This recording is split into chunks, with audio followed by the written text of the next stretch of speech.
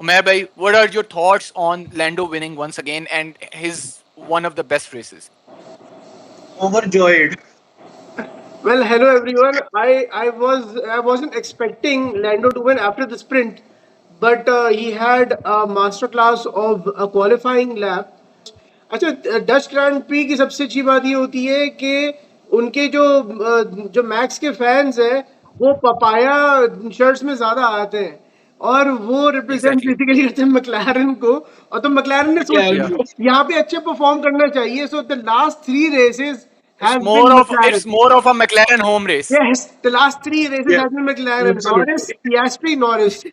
So जिसमें वो Yeah. Norris ने डेमो कंट्रोवर्शियल ने कॉर्नर रेडियो स्टेटमेंट दिया था 2024 में, सिंपली लवली, जिसके बाद उसको बहुत बैकलैश आया था कि भाई is being arrogant and stuff.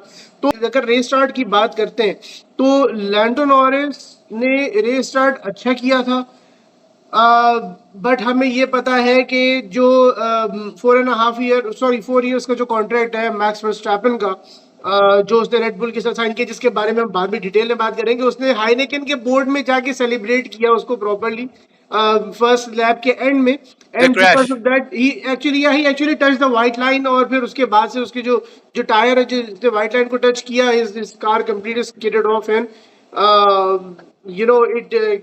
It was a massive crash. And फिर उसके बाद क्या होता है, हम देखते हैं कि फौरन ही इतना डेब्री आ जाता है ट्रैक पे कि वो अनबेरेबल है, ना सेफ्टी का ना वर्चुअल सेफ्टी का, रेड फ्लैग। अब रेड फ्लैग के बाद जो आपके पास टीम कॉन्फ़िगरेशन होती है वो ये होती है कि ऑस्कर पियास्ट्री जो है वो फिफ्थ पे चला जाता है। वो फिफ्थ पे इसलिए चला जाता है कि जब रेस स्टार्ट होता है तो जॉर्ज रसल का स्लो स्टार्ट होता है, और स्लो स्टार्ट की वजह से Oscar पियास्ट्री wasn't able to overtake Russell, और he had to brake। उस ब्रेकिंग की वजह से ही fell behind both Ferraris।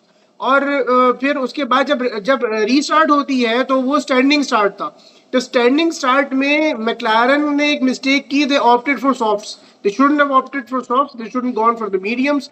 But हुआ ये कि जैसे ही लैंडो ने देखा कि उसके पास ज्यादा ग्रिप है एंटोनेली के पास, even he was on the mediums and उसके पास नहीं थी, तो लैंडो ने जैसे ही वो स्टार्ट हुआ, लाइट्स आउट जैसी हुई है, तो Lando basically swung his car, he drove his car right into Antonelli, but that didn't work out. Antonelli only had the grip and the pace, so Antonelli fell first, Lando came second, then Lando had to chase the whole pack.